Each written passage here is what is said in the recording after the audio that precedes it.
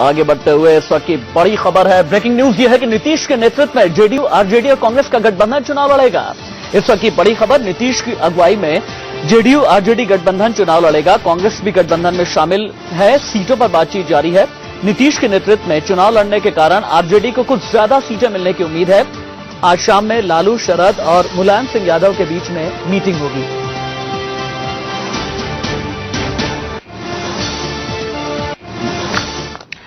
चलिए, मेरे editor in chief दीपक चौरसिया जुड़ चुके हैं। दीपक, इस महागठबंधन के अंदर की बात क्या है?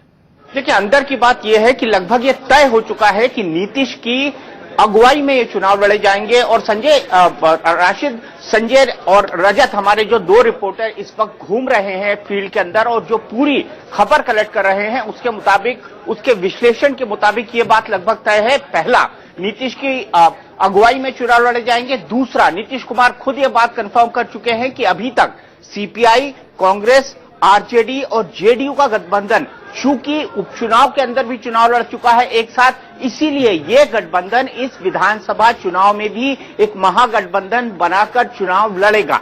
जो तीसरी बात है अंदर से वो निकल कर आ रही है कि कल 8 घंटे की बैठक के दौरान, ये जो बैठक थी ये लगभग 8 घंटे चली थी इन बड़े नेताओं के बीच और काफी माथापच्ची हुई है। इसके अंदर की खबर भी मैं आपको बताऊंगा, लेकिन इसमें लालू यादव ने 243 जो कुल सीटें हैं विधानसभा की, उसमें से 140 सीटें मांगी है। लालू यादव की शर्त यह है कि अगर नीतीश कुमार के नेतृत्व में चुनाव लड़े जा रहे हैं तो फिर ऐसे हालात में आरजेडी को ज्यादा सीटें मिलनी चाहिए। यही एक बहुत बड़ी शर्त है लालू यादव की, जिसको लेकर जेडीयू अब ये कह रहा है कि ठीक है, हम ये शर्त पर शायद झुक सकते हैं।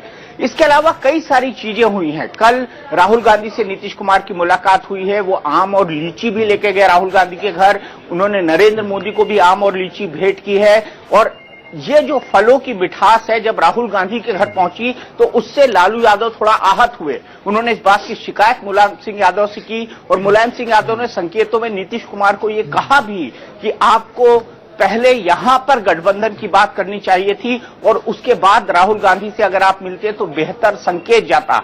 लेकिन नीतीश कुमार के खेमे ने यह प्लान किया उसके बाद खबर पटना से कि नहीं भाई, अगर आरजेडी जेडीयू के साथ गठबंधन करने में इंटरेस्ट नहीं रखता तो जेडीयू जाकर सीधे कांग्रेस के साथ हाथ मिला सकता है। और दोपहर तक ऐसी खबरें आने लगी, जो रजत ने बताया कि अगर आरजेडी ज्यादा आनीकानी करता है तो जेडीयू और कांग्रेस का गठबंधन हो सकता है।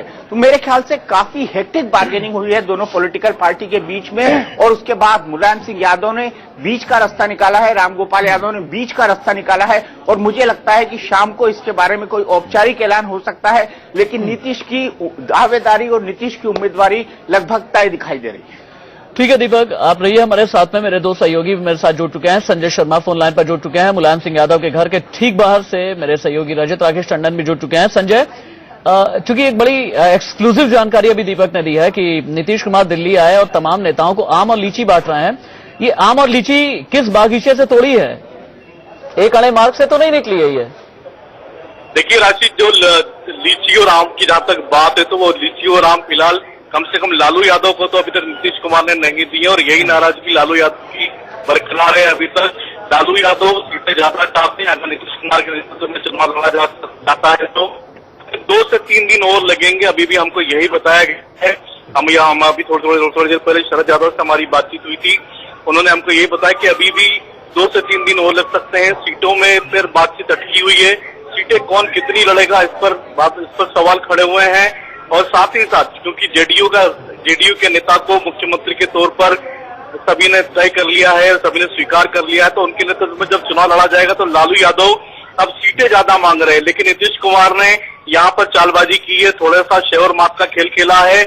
उन्होंने साफ कर दिया है कि अगर लालू यादव को सीटें ज्यादा चाहिए तो हो सकता है कि तो जेडीयू और कांग्रेस दोनों ही गठबंधन एक साथ करके चुनावी मैदान में उतरे और फिर ऐसे में उनको लालू यादव की जरूरत भी नहीं रहेगी। तो आप देख सकते हैं शेर मात का खेल चल रहा है। बेमेल गठबंधन है, दोनों में कहीं कोई तालमेल नहीं, ना ऊपर की तरफ तालमेल है ना नीचे की तरफ तालमेल है। कैसे किस तरीके से ये गठबंधन काम करेगा बिहार में देखने की बात होगी। राजू, दीपक, आपको भी लगता है कि गठबंधन बेमेल है? संजय, मैं यहां संजय से बात करूंगा राशिद, लेकिन ब्रेक के बाद, क्योंकि मुझे रजत के पास भी जाना है। खबर चूंकि जनता परिवार से जुड़ी हो, जनता परिवार इस बात के लिए जाना जाता है कि उनकी जब शादी होती है उससे पहले ही तलाक की बात होने लगती है। लेकिन मुझे इस नाजुक माहौल पर तलाक बड़ा मुश्किल लगता है, क्योंकि अगर सेक्युलर फोर्सेस बिहार के अंदर एकजुट नहीं होती है तो उनको मोदी के हाथों पराजय मिलेगी और मोदी का जो विजय रथ है वो फिर आबाद और निर्बाध गति से बढ़ेगा और उस वक्त देश के अंदर एक बिल्कुल अलग पॉलिटिकल माहौल बन जाएगा। और मेरे ख्याल से मोदी को रोकने के लिए ही ये तमाम तैयारी जनता परिवार ने मिलकर की है। तो राशिद, हम रुकते हैं एक ब्रेक के लिए, यहाँ पर कमर्शियल ब्रेक के लिए, फिर हाजिर